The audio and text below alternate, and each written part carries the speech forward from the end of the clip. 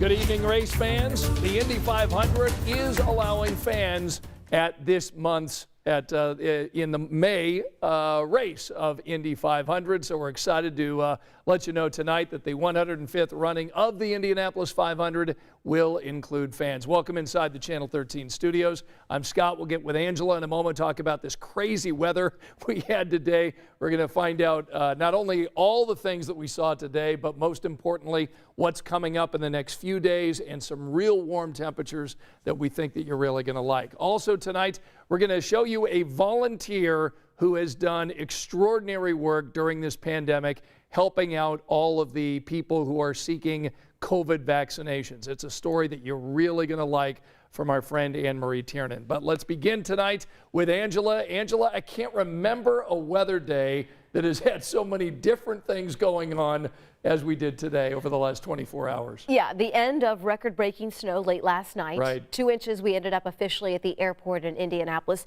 Record cold this morning. We dropped to 26, breaking the previous record of 28 in 1907. We've got another record breaker tonight, and in the middle, you said it, it was crazy. We had rain. We had what Sean likes to call Dippin' Dots or grapple, which is basically just soft hail. Right. Doesn't quite happen in the same way as we get hail within a big time afternoon, summertime thunderstorm, but it's a similar setup. It's these icy pellets. Yep. We had snow. We had lightning. Right. Some thunder, I think, today in some places. What was crazy is the sky almost looked like a summertime sky with these big thunder heads. Yep. But those were full of snow and ice pellets. It's crazy. I know. I had a neighbor text me. He said, I was driving down the road. It was 40-something on his car. Drove into all this rain and wind. Temperature dropped to 36. And then as soon as he drove out of it, it was 43 again. Oh, my gosh. I know. So we had a little bit of everything today. Yeah. But what's crazy is we're going to go from record-breaking snow yesterday to a week later. So next Tuesday, we have 80 in the forecast. Oh, now that's what we're talking about. Yeah. I think we've earned it after the last 24 hours. Yeah, but what's crazy is I popped home for dinner, all of the snow gone at my house. All of it? All of it. And I easily had 3 inches at my house. Okay. So, and it's all gone. So last night when I got home from work, our beautiful tree that is in the front yard was almost on the ground. The limbs were dangling down, and because that snow last night was so heavy. Yep. And I thought, oh my gosh, I've lost this tree. I'm going to end up having to, yank it out of the yard. So my wife last night said, get out there with a broom, and this is at like midnight, and knock the snow off those branches, and we can try to save the tree. Huh. So I figured I'm not going to do that last night, but I did that this morning. My neighbors are probably like, what's with the guy with the broom out in front? Yeah. So I took all the snow out, and by this afternoon, when the sun came out, melted the rest of the snow, the tree just came right back to life and looks normal now. Awesome. I know, so I'm excited about that. Well, it really was an interesting day because I took a walk and there were a couple of trees in my neighborhood that had big branches just split off because of the heavy snow. Yeah. And the sounds were crazy today. Yeah. Like, not only did it look crazy, but it sounded crazy. It was kind of the peaceful quiet after a snow. Right. Lots of birds chirping because it's spring.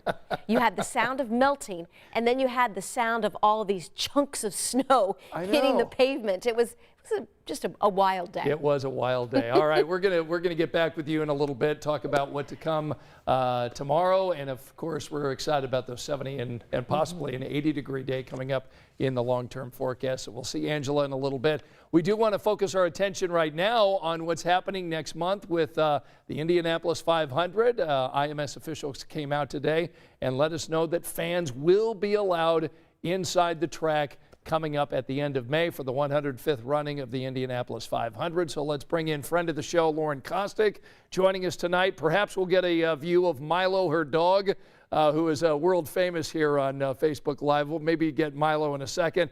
But Lauren, fill us in, first of all, will you, on what is happening with the Indy 500? Exactly. So all the same safety, protocols that you would expect. Masks are going to be required. They will be taking temperatures at the gates before you enter. And they're also going to be spacing out the seating around the track. So all the things you would expect for this year. But if you, let's say, want to go or you're a ticket holder, this is what you need to know. So they kind of laid it out for us during our press conference today. So they will have no general admission. So none of those tickets will be available this year, but you can apply online for any extra tickets that come up. So that's an option. And if you're a ticket holder, you need to let the track know by 8 p.m. Friday if you are coming or not, so that they know what to do with those tickets and how many people they're expecting, which we know is 135,000 that they're predicting, which is about 40%. But if you don't want to go and you're a ticket holder, you can always get credit for an event at the track for next year, which is something they offered last year as well, Scott. So that's kind of the basics of what you need to know for this year's Indy 500. And the same rules will apply with the Grand Prix, which is earlier in May. Tell us about the reaction from local businesses, knowing that that there will be race fans coming into our city for the Indianapolis 500. Right, Scott, like as you can imagine, they were so happy because we got the news around 3 o'clock today, and we got the details around 4. So I went out to Big Woods, which is right, downtown Speedway. And I spoke with the manager there, and she just was smiling the whole time. She was so happy. She said the spirit was there last year, but it's just nothing without all the fans being in town. And she's like, you know what? I know it's 40%, but she's like, that's better than nothing. Right. They've been through so much within the past last year and then this year. So they are just so happy, Scott. It's great news. And Doug Bowles, the president of IMS, today saying that you can expect those tickets to go out in the next couple of weeks. And Mark Miles said today that they're not sure whether or not they will be broadcasting the race live on television. Of course, the race, you'll be seeing it right here on Channel 13. So no word yet whether or not it's going to be tape delay like we've seen in the past, or if it will run live the way it did last year, of course, last August, when it was delayed and run without any fans. But Lauren, we'll look forward to your coverage tonight. And before we say goodbye to you, is Milo around? Can we get a look at how Milo's doing? A little stinker is hiding under the couch, so let me get Under the couch? Milo. All right, come on, Milo. Come here, Milo. Milo. He's trying to get his nap time. Come on, Milo. Wake up and be on Facebook Live. There you go. He's been running around, so I think he got tired, and he's like, I'm gonna nap. Oh, Milo. Hey, how's Milo's Instagram account going? It's going well. Tell people where they can keep up with Milo's adventures. Yeah, so it's oh gosh, now I forgot what I made it. I think it's Milo_Golden Cavalier. So okay, all right. He's happy. He got new toys recently, so he's very happy. That's great. Look, we love seeing the four-legged friends of our superstar reporters. And coming up on 13 News at 11, we're going to actually see Julia Moffett and her dog, Remy. So that's coming up tonight on 13 News. Milo, great to see you. Lauren, we'll see you tonight on 13 News at 11. That is really cute. All right, let's get back with Angela. Okay. Angela, yeah, how's Chewy doing? Chewy is good, and Chewy I don't think has as many followers as Milo. I'm going to have to look. Milo has 277 followers on Instagram. Nice. And all I did was type in Milo_, and it comes right up. So I'm going to follow Milo. And let me see about Chewy. I'm not sure about Chewy. Yeah. But our Facebook friends, I had a yippee and a woohoo for the 80. Yeah, good. Oh, Chewy only has 72 followers. Oh, okay, somebody out there follow Chewy. Please. Well, tell people where they can follow Chewy. It's Chewy Dubeck. Okay. But Luke and Grace are not very good about posting, so she doesn't really I'm going to have to take the account over, I think, and make something of this. And how do you spell Chewy? Chewey. Okay. And then Dubeck. All right. And then we had a couple of Facebook friends very, very happy about fans at the 500. Yeah. So those are the big comments so far. Right. I mean, look, it's going to be awesome to have fans get back inside, and I think that's going to be really terrific. And we're going to post our story on WTHR.com. So if you missed Lauren's report, or you're interested in more about learning about tickets or the safety and health protocols, you can go on WTHR.com. And the track is going to continue to offer vaccinations through the month of May. So they want to continue to help vaccinate Hoosiers as we get closer to race day on May 30th. And one thing that Taylor did say, which kind of caught my attention, is that if you didn't feel like you were comfortable going to the race this year, they're going to let you roll it over. Yep. But doesn't it have to be done by this Friday? It does. Okay. In fact, it does. And so they will offer a credit. And IMS and WTHR.com have got all the information on that. So, yeah, one of the stories that we wanted to share before we say goodnight tonight, our friend Anne Marie Tiernan did a great job today profiling a man who learned about volunteer opportunities, wanted to help out with the vaccinations here in Indianapolis, but found out there were no opportunities here. So he found out about some opportunities in Evansville, and he drove there and continues to drive there, and you're going to want to see this story. Check this out. It's going to feel really empty without him here. And that's because David Skeel has been there since the beginning. Kelly's right in the center. She can direct you to the next vaccinator. Okay. Volunteering at the Ascension St. Vincent COVID Clinic in Evansville. Of course, I miss my wife and daughter who are in Indianapolis, but yes, I've made some really good friends. And he certainly had a lot of time to bond, working 12 hours a day at various volunteer posts.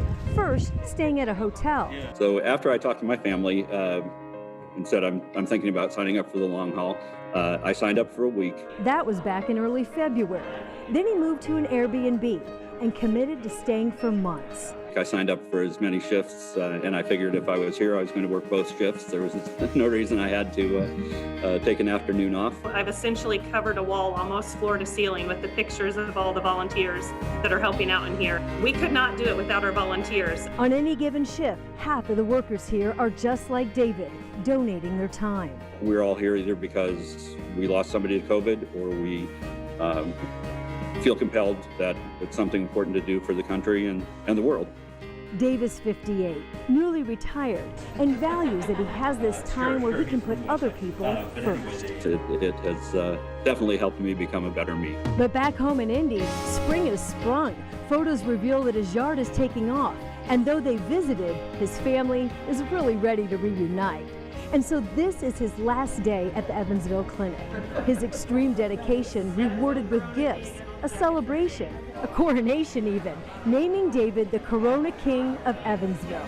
Outside, they serve up a local favorite stromboli for everyone to thank the man who came to give and now leaves with even more. This is a tiny little drop, but I've told a lot of volunteers the tiny little drops fill up buckets, so that's kind of what we're all up against and working toward. It's just an honor to do it.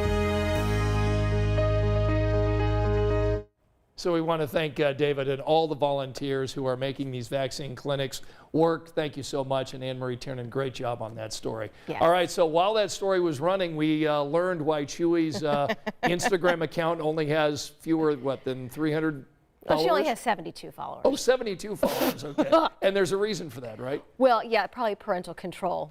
Okay. Because, when Luke and Grace were younger, Yeah. we didn't want them to just be able to have anybody follow them. Sure. So, yes, you have to get approval, I guess. You have to have approval to be Chewy's friend as well. Okay. And since maybe they're not monitoring the account every day the way Lauren is with Milo's account, Right. that's perhaps the reason that Chewy doesn't have as many followers. Yeah, or Milo has a fun mom and doesn't have a parental control. I don't know.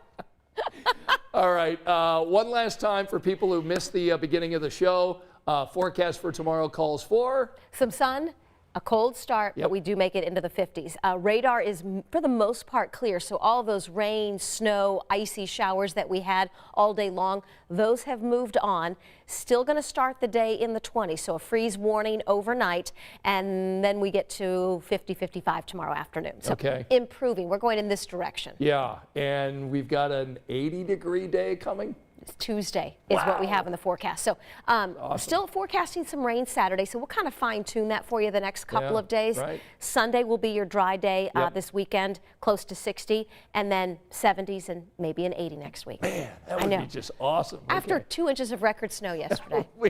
We definitely deserve it. Coming up on 13 News at 11 o'clock, our friend Bob Siegel's got a great story tonight. He's talking to a Hoosier who has been in a fight with the IRS, trying to tell the IRS that he is not dead.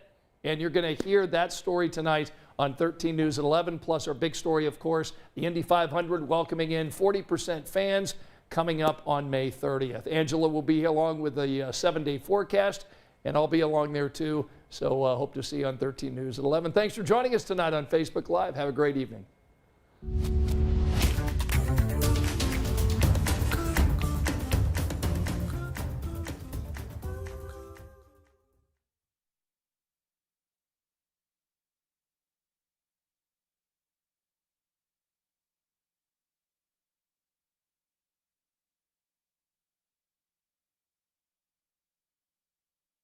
You gotta make sure you nail that class. Yeah, about that. Let's see.